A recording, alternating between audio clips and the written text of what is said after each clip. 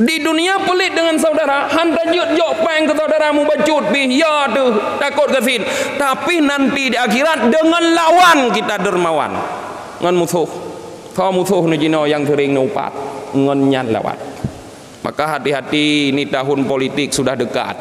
Pemilu sudah dilaunching oleh KPU pusat para jemaah. Bendera partai sudah ada nomor, dari nomor 1 sampai nomor 23 entah 24. Sudah ada nomor para jemaah. Hati-hati, jangan politik dunia ini membuat kita kalah dalam berpolitik di akhirat para jemaah.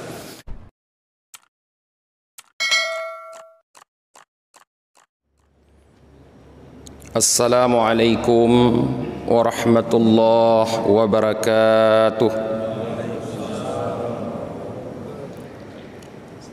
Alhamdulillahi rabbil alamin, wal aqibatu lil muttaqin, wala udwana illa 'alal zalimin. Asyhadu an la ilaha illallah wahdahu la syarika lah, wa asyhadu anna Muhammadan 'abduhu wa rasuluhu la nabiyya ba'dah. Allahumma salli wa sallim wa barik ala Muhammad wa ala alihi wa sahbihi ajma'in, amma ba'd. Segenap rasa puji dan syukur kita tidak henti-hentinya selalu kita limpahkan kehadirat Allah Subhanahu wa ta'ala yang terus memberikan berbagai macam rahmat dan nikmat di dalam kehidupan kita, baik itu kita sadari ataupun tanpa kita sadari. Lebih-lebih lagi nikmat iman dan nikmat Islam. Ini merupakan dua nikmat yang termahal yang Allah berikan kepada kita, yang patut dan semestinya selalu harus kita syukuri. Karena banyak orang-orang yang dekat dengan pembawa iman, dengan pembawa Islam, pembawa risalah, tapi mereka tidak mendapatkan nikmat iman dan Islam karena tidak menjadi pilihan Allah Subhanahu wa ta'ala. Tapi kita orang yang tidak pernah bertemu dengan pembawa risalah, tidak pernah bertemu dengan pembawa iman dan Islam, dipilih oleh Allah untuk mendapatkan nikmat tersebut. Maka para jamaah, siapapun yang tidak mensyukuri terhadap nikmat iman dan Islam, dan tidak pernah ada rasa khawatir di dalam hatinya akan hilangnya, akan lenyapnya iman dan Islam dalam dirinya, maka kata Abi Hanifah, itu adalah tanda bahwa dia akan mendapatkan su'ul khatimah. Na'udzubillahi min dzalik. Kemudian salah dan salam kita haturkan kepada baginda Nabi Muhammad sallallahu alaihi wasallam, kepada keluarga dan para sahabat beliau sekalian. Yang kami muliakan imam masjid, para pengurus masjid, khadim SMS, seluruh jamaah SMS dan seluruh jamaah masjid Istiqamah yang dirahmati oleh Allah Subhanahu wa ta'ala. Ada satu pelajaran besar yang digambarkan oleh Rasulullah kepada para sahabatnya, para jamaah. Gambaran dari pelajaran yang Rasulullah berikan ini adalah berkaitan sekali dengan bagaimana nasib seorang hamba, seorang umat Nabi Muhammad di saat kembali menghadap Allah, bertemu dengan Allah Subhanahu wa ta'ala. Kata Rasulullah, hadis ini diriwayatkan oleh Abi Hurairah. Beliau mengatakan bahwa Rasulullah sallallahu alaihi wasallam bersabda, "Atadaruna manil muflis?" Rasulullah bertanya kepada para sahabat yang ada di sekitar dan sekelilingnya, apakah kalian tahu, apakah kalian kenal siapa orang-orang yang bangkrut? Kata Rasulullah. Di saat Rasulullah bertanya kepada para sahabat tentang siapa orang yang bangkrut, pikiran sahabat, karena mereka sehari-hari bekerja sebagai pedagang, sebagai petani, artinya kalimat bangkrut ini menurut mereka lebih tepat langsung mengarah kepada bagian ekonomi. Maka jawaban para sahabat di saat Rasulullah menanyakan, tahukah kamu siapa orang yang bangkrut? Mereka mengatakan, al-muflisu fina man la dirhamalah wala mata. Wahai Rasulullah, kalau menurut kami orang yang bangkrut itu adalah orang yang tidak punya dirham, tidak punya uang, dan tidak punya harta sama sekali. Itulah orang yang bangkrut menurut kami. Wajar para sahabat. Dan kalau pertanyaan itu pun mungkin ditanyakan kepada kita, seperti itulah jawaban kita. Karena menurut kita juga orang yang bangkrut adalah orang yang melakukan satu kegiatan usaha dengan menanamkan modal sekian, tapi pada akhirnya usaha yang dilakukan itu bukan cuma berjalan di tempat, tapi mundur, yang membuat semua modal yang ditanam oleh dia hangus habis. Bahkan mungkin aset-aset yang lain pun harus dijual untuk menutupi kerugian tersebut. Itulah orang yang bangkrut. Dan inilah pandangan para sahabat. Tapi ternyata para jamaah Rasulullah tidak ingin menggambarkan kebangkrutan dalam bidang ekonomi, tidak ingin menggambarkan kebangkrutan dalam usaha seseorang. Tapi kebangkrutan yang dimaksud, yang akan digambarkan sebagai pelajaran kepada kita umatnya oleh Rasulullah, adalah bangkrutnya seseorang dalam usahanya memperbanyak amal yang baik, dalam usahanya mengumpul pahala yang sebaik-baiknya sebagai bekal dia kembali menghadap Allah Subhanahu wa taala. Di mana Rasulullah mengatakan, innal muflisa min ummati mayyati yaumal qiyamah bisalah wasiyam wazakah wasairit ta'ah waqad wa ya'ti qad syatama hadza wa qadafa hadza wa akala mala hadza wa safaka dama hadza wa daraba hadza. Kata Rasulullah, orang yang bangkrut dari kalangan umatku, kata Rasulullah, adalah orang-orang yang datang menghadap Allah dengan membawa pahala salat yang begitu banyak, dengan membawa pahala puasa yang begitu besar, dengan membawa pahala zakat dan pahala-pahala ibadah ketaatannya yang lain. Dia meninggal sebagai orang yang rajin melakukan ibadah, yang rajin melakukan amal saleh. Meninggal dalam keadaan seperti itu menghadap Allah Subhanahu wa taala.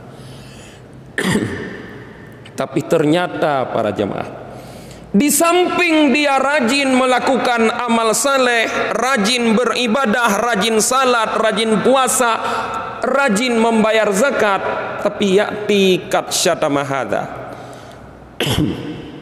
dia juga datang menghadap Allah dengan membawa beban. Sering dia mencaci orang,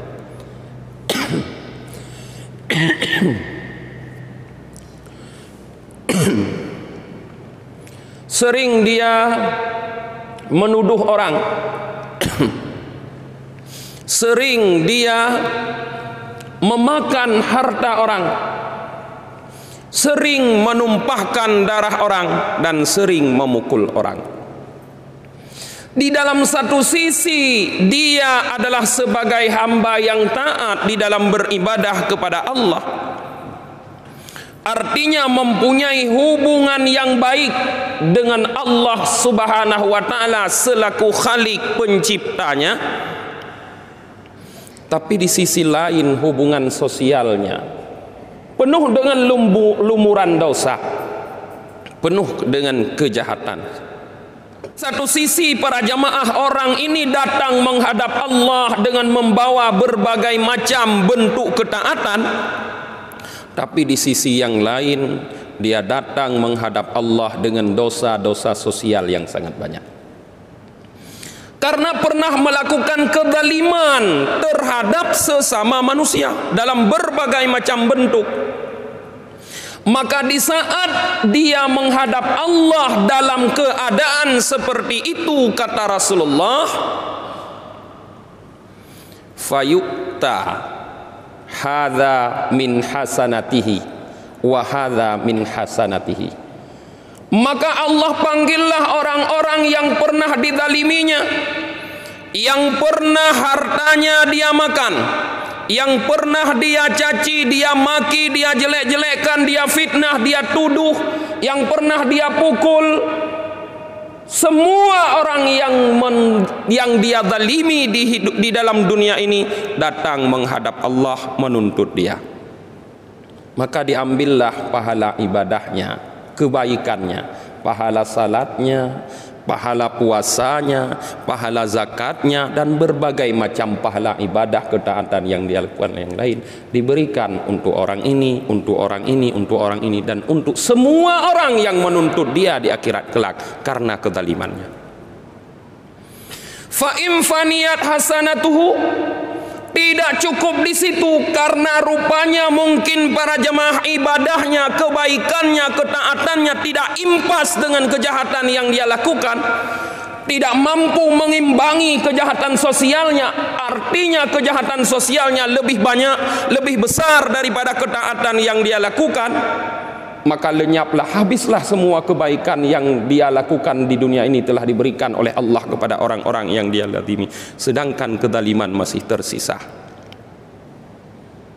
Maka ukhidat min khatayahu turihat alaih, diambillah oleh Allah Subhanahu wa taala dosa-dosa, kejahatan-kejahatan orang-orang yang dia zalimi, lalu dicampakkan, dibebankan kepada dia. Summa turiha finnar, kemudian langsung dia dilemparkan oleh Allah ke dalam neraka. Ini pelajaran yang terbesar para jamaah yang seharusnya selalu menjadi bahan renungan bagi setiap kita umat Nabi Muhammad. Karena banyak di antara kita yang bangga kadang dengan kesalehannya karena dia ahli ibadah kepada Allah. Banyak yang merasa senang, yang merasa sudah nyaman karena dia adalah orang yang taat kepada Allah.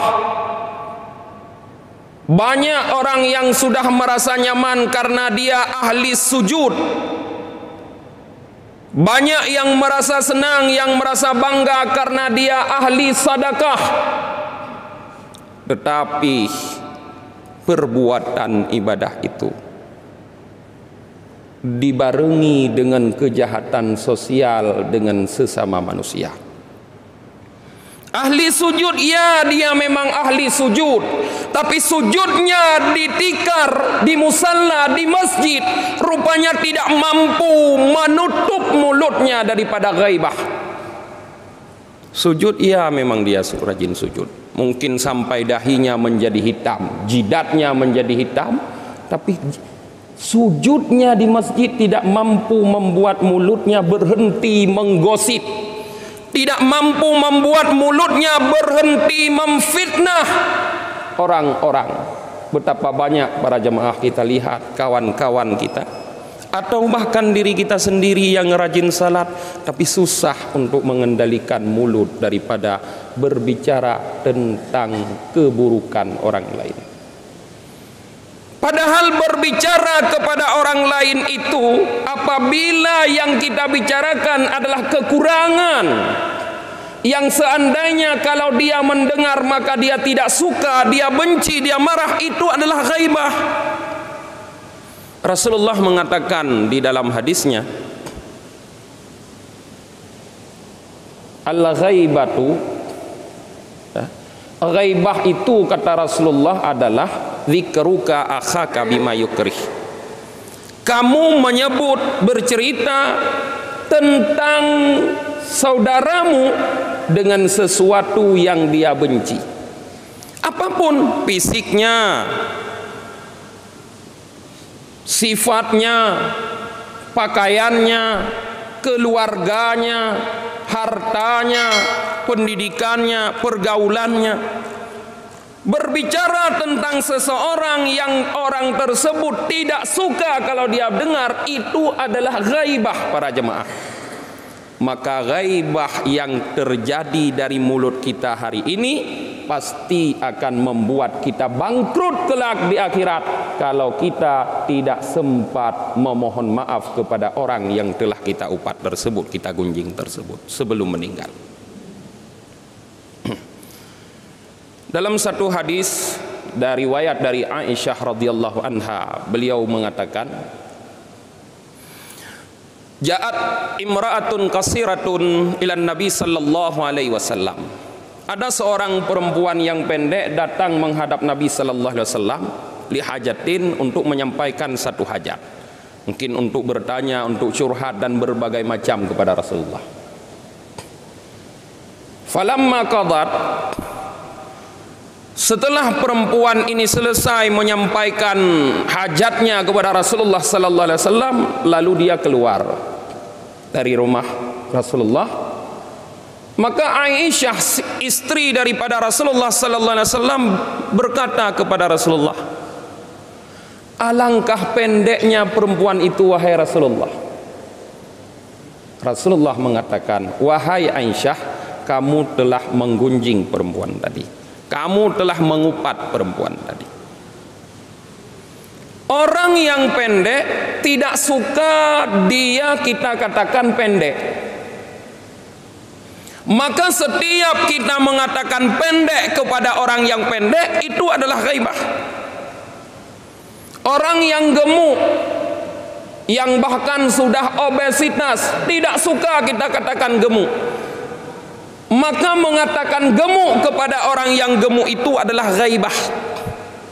Orang yang pesek, hidungnya yang pendek, tidak suka kita katakan dia orang pesek, maka mengatakan pesek di belakangnya itu adalah ghaibah para jemaah. Kalau fisiknya yang kita ucapkan adalah ghaibah, sifatnya, tingkah lakunya, hartanya, keluarganya, pergaulannya, pendidikannya juga adalah ghaibah. Maka ini adalah dosa terbesar yang membuat kita nanti akan menjadi orang bangkrut di hadapan Allah para jemaah. Maka khusus sengaja kami ingin berpesan kepada diri kami sendiri dan kepada kita semua yang insya Allah sudah termasuk hamba-hamba yang rajin beribadah.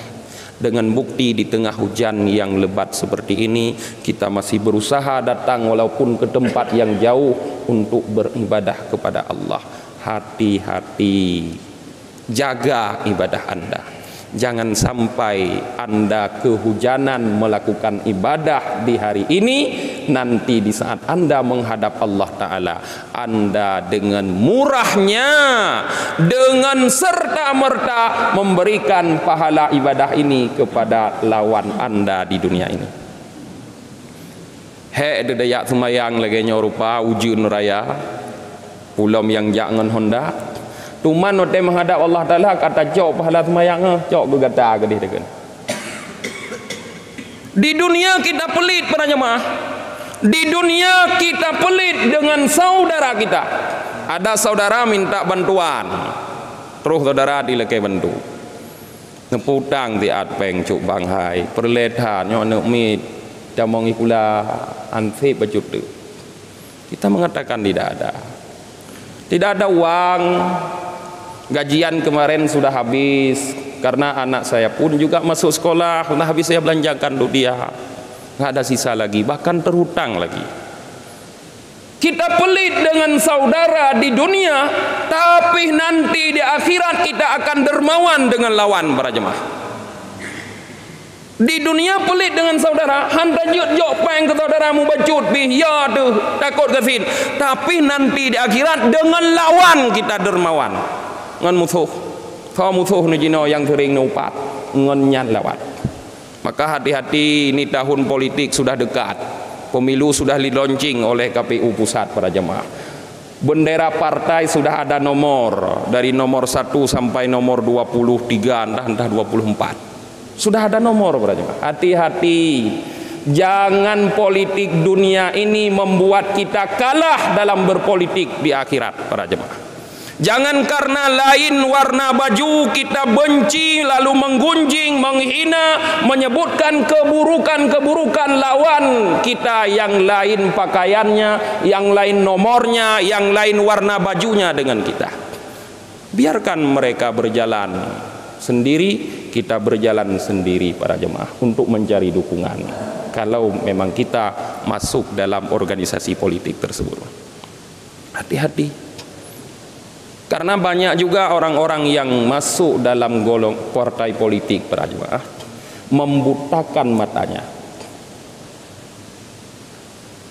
mentulikan telinganya sehingga kebenaran tidak nampak lagi dia lihat, sehingga kebenaran tidak nampak lagi, tidak terdengar lagi oleh dia. Maka kebenaran menurut dia adalah apa yang ada di dalam organisasinya, di dalam partainya. Semua yang di luar itu adalah salah. Ini yang sikap yang paling berbahaya para jemaah.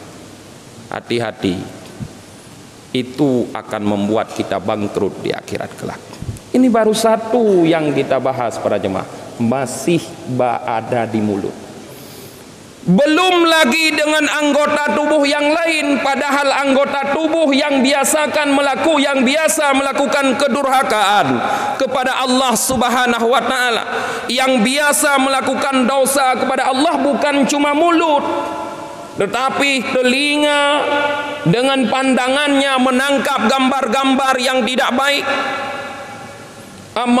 telinga dengan pendengarannya menangkap bunyi-bunyi yang tidak baik, mata dengan pandangannya menangkap gambar-gambar yang tidak baik, hidung dengan penciumannya mencium bau-bau yang diharamkan, yang dilarang, tangan dengan kekuatannya melakukan perbuatan yang tidak benar, kaki dengan kemampuannya melangkah ke tempat yang haram, bahkan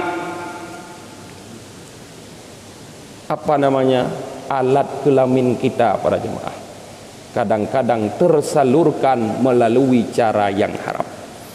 7 macam anggota tubuh inilah yang dominan sekali kita gunakan untuk melakukan dosa, maka Allah ciptakanlah neraka 7 neraka adalah imbangan daripada 7 anggota tubuh yang sering melakukan dosa kepada Allah Subhanahu wa taala. Padahal anggota tubuh ini adalah nikmat yang Allah berikan, yang seharusnya selalu kita syukuri. Bagaimana kita syukuri? Dengan menggunakan kepada tujuan diberikan nikmat itu oleh Allah Subhanahu wa taala. Jauhkan daripada penggunaan yang tidak sesuai dengan tujuan pemberian nikmat tersebut. Nah, oleh karena itu para jemaah yang dirahmati oleh Allah Subhanahu wa taala, di dalam hadis yang sangat agung ini Rasulullah menjelaskan kepada kita matematisnya agama.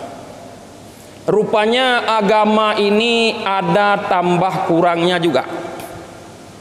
Ibadah kita ada tambahan, ada pengurangan. Bisa menambah ibadah itu, bisa kurang. Berkurang dengan contoh yang tadi. Karena kita yang menjadi orang zalim, yang sering menzalimi orang lain, berkuranglah ibadah yang kita lakukan.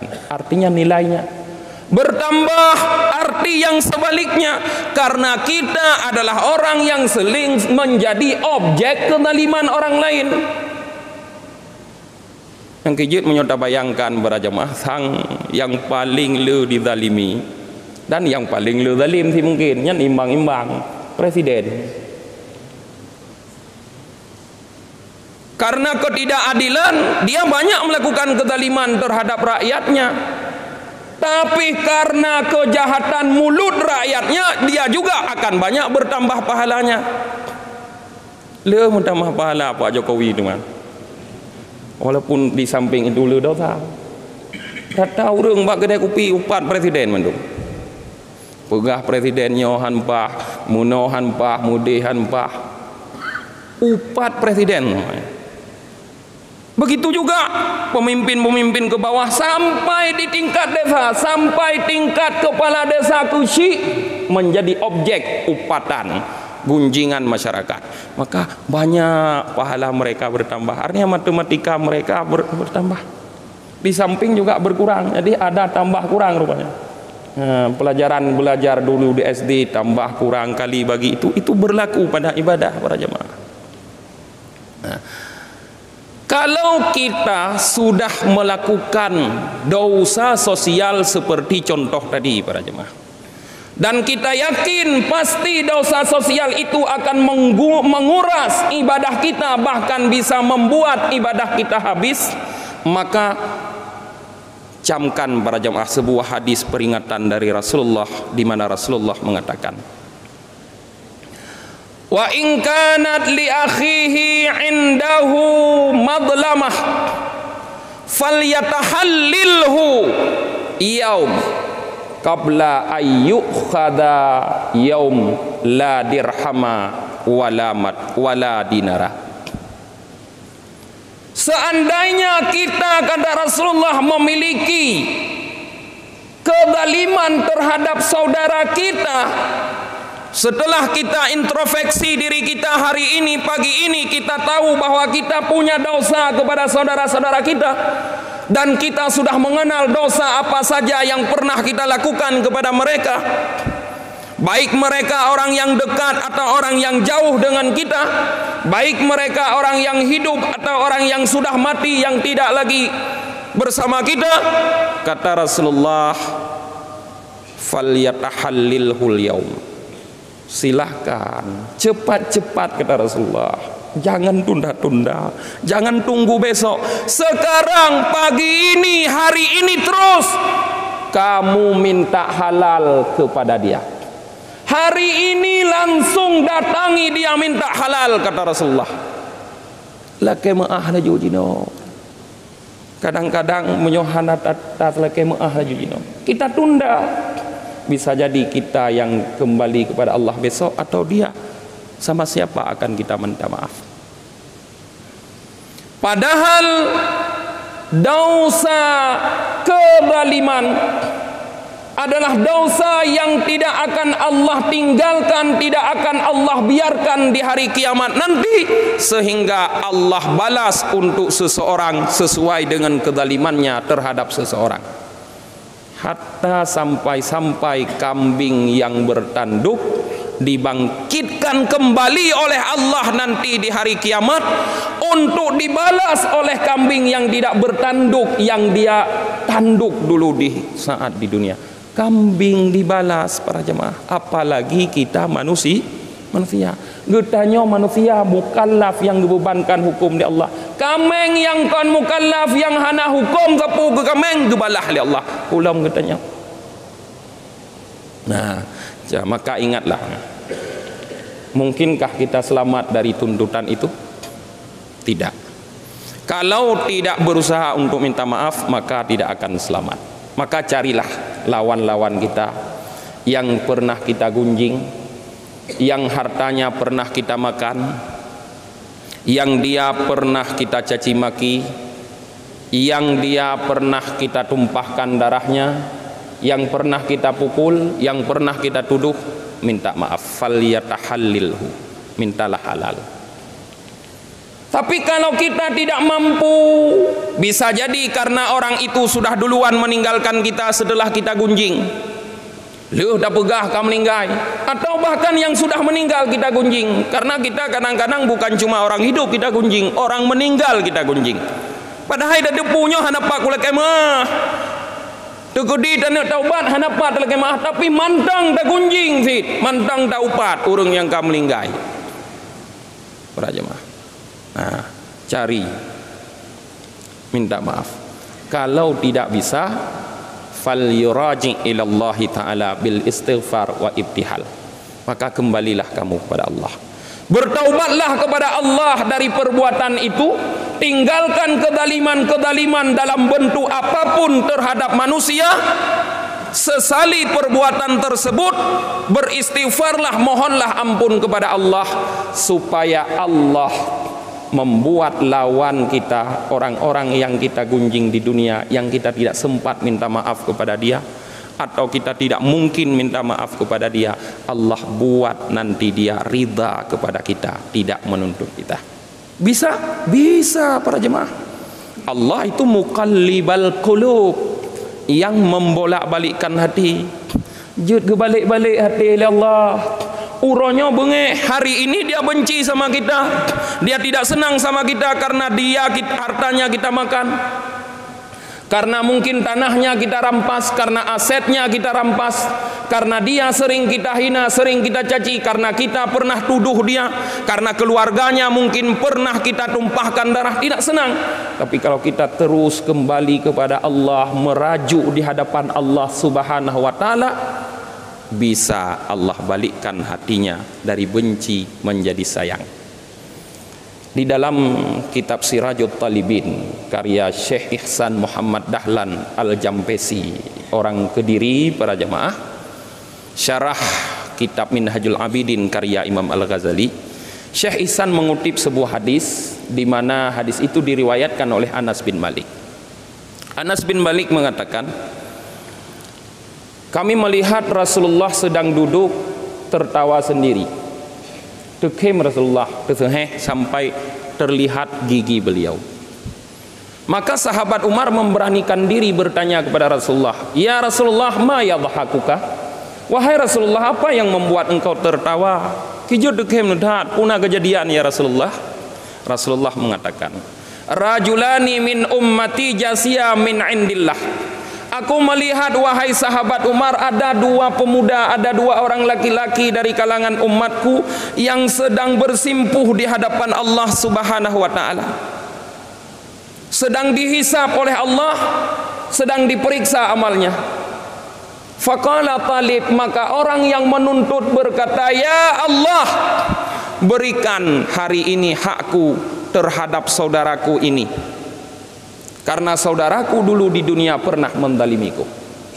Maka Allah berfirman kepada orang yang mendalimi, kepada orang zalim, "Hai matlub, hai orang yang dituntut," kata Allah, "saudaramu yang dulu pernah kamu dalimi, dia hari ini meminta haknya, maka berilah kebaikan-kebaikanmu kepada dia," kata Allah. Lalu orang yang zalim yang dituntut ini berkata, "Ya Allah, ma yabqa min hasanati, tidak ada lagi sisa kebaikanku ya Allah." Lalu Allah berfirman kepada yang menuntut, "Wahai orang yang menuntut, tidak ada lagi yang bisa diberikan oleh saudaramu yang kamu tuntut hari ini. Lalu apa yang akan kamu tuntut?" Dia berkata, "Wahai Allah, kalau dia tidak bisa memberikan kebaikannya kepadaku, maka hari ini aku minta kepada engkau, ambil dosa-dosaku, bebankan kepada dia." Lalu Allah berfirman kepada orang yang menuntut ini, "Kum fandur ilal jannah." Coba kamu bangun, angkat kepalamu, kata Allah, karena duduk di hadapan Allah itu merunduk, tidak bisa mengangkat kepala. Kata Allah, "Coba kamu bangun, angkat kepalamu, lihatlah ke dalam surga." Lalu orang yang menuntut ini, artinya orang yang didalimi di dunia, dia melihat ke dalam surga. Dia lihat di dalam surga ada istana-istana besar, kebun-kebun yang sangat indah, berbagai macam nikmat yang belum pernah terlihat. Lalu dia bertanya kepada Allah, "Ya Allah, linabiin lilabiin aina hadza?" Untuk nabi mana yang kamu sediakan ini? Untuk orang siddiq mana kamu sediakan ini? Untuk orang syahid mana kamu sediakan nikmat ini ya Allah? Kata Allah, "Liman lahu tsaman." Bukan hanya untuk nabi, kata Allah, bukan cuma untuk orang yang syahid, bukan cuma untuk orang yang siddiq, tapi semua orang yang bisa membayar karcisnya, yang bisa membayar harganya, kata Allah, yang punya DP-nya, kata Allah. Kata orang yang menuntut ini, "Lalu siapa yang punya harga Allah? Siapa yang bisa membayarnya?" Kata Allah, "Engkau. Kamu bisa bayar." "Pakai apa ya Allah?"